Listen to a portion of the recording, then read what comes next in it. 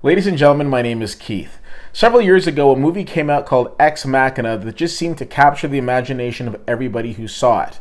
It went on to win an Oscar for visual effects. It was nominated for an Oscar for screenwriting, as well as amassed over 150 nominations in different categories with different award bodies across the world.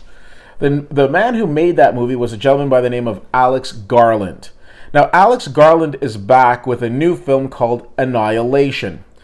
Annihilation is a very interesting film in that it basically is a futuristic tale similar to Ex Machina.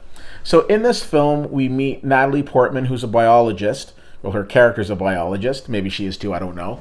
But she realizes that her boyfriend has come back from this forest and he's not the same. And she needs to figure out what's happened. So she decides to venture in to understand what he's experienced. And that's pretty much all I want to tell you about this movie without giving things away. This movie is kind of a double-edged sword because on the one hand, visually this movie is beautiful.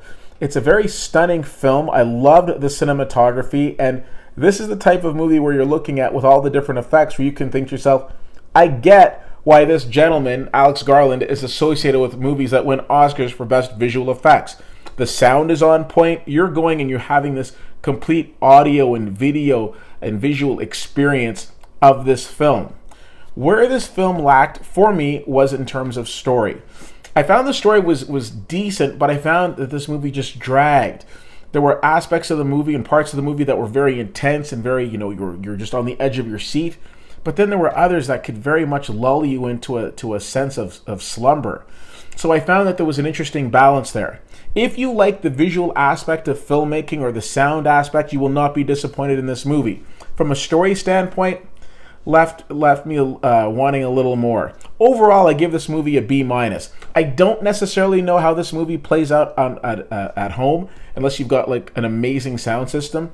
It deserves to be seen in the theater. I just don't necessarily know that you're going to walk out of this thinking, oh, this was amazing.